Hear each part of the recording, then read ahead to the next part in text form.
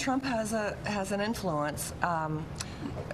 For me, Kemp's influence is more important. So I feel like he's a little more balanced, and that's I do believe in. I believe in what's right.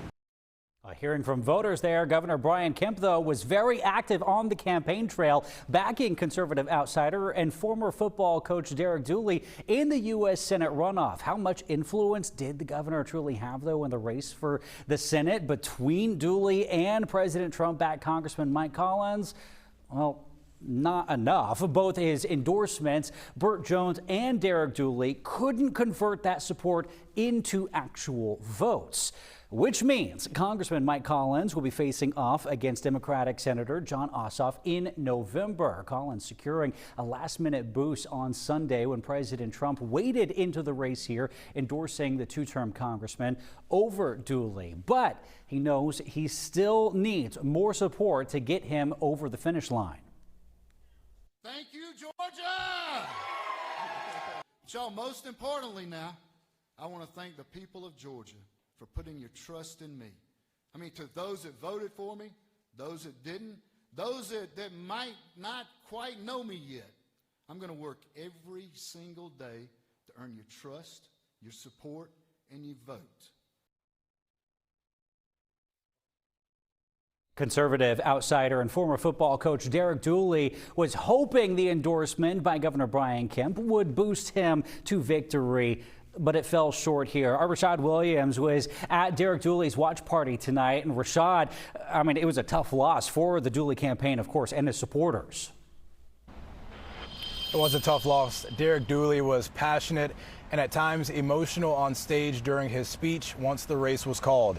He thanked his family, his team, his supporters, but he said his time simply ran out. But let's not get it twisted here. He came into this race full of confidence that a political outsider. He had an endorsement from Governor Brian Kemp, who was here tonight at Dooley's watch party. Many of Dooley's supporters who CBS News Atlanta spoke with tonight said they felt like Dooley was their only option to beat Senator Jon Ossoff.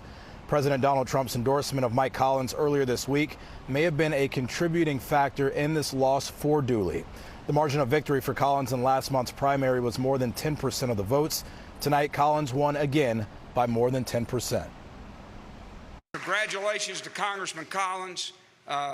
He ran a tough campaign. He got out early, and we just never could catch him. We had a lot of disagreements, but the one thing that hadn't changed is my opinion of Jon Ossoff. In a statement from Senator Jon Ossoff, he called Collins a bigot and said in part, quote, Collins, who is only a congressman because his daddy was a congressman, voted to double health insurance premiums for more than 1 million Georgians for the Iran war and for the Trump tariffs. Ossoff and Collins will face off in November for the general election. Joshua? Rashad, and some of those words, we haven't even gotten to the real campaign yet here. Thank you very much for being there for us. All right, the race for lieutenant governor is also set. Democratic State Senator Josh McLaren is the projected winner over former State Senator Nabla Parks. Republican State Senator Greg Dolezal claimed victory over former State Senator John F. Kennedy. And the nominees in the Secretary of State race are also set. Judge Penny Brown Reynolds, Democrat, defeated Fulton County Commissioner Dana Barrett. Reynolds will face State Representative Tim Fleming in November. Fleming beat out former Georgia State Representative Vernon Jones. And in the race for Fulton County Commission Chairperson, Mo Ivory defeating incumbent Rob Pitts for the Democratic nomination. Ivory will face Republican Eric Tatum in the November general election. We have all the results for you on the races over on the CBS News app. Make sure you go check that right now.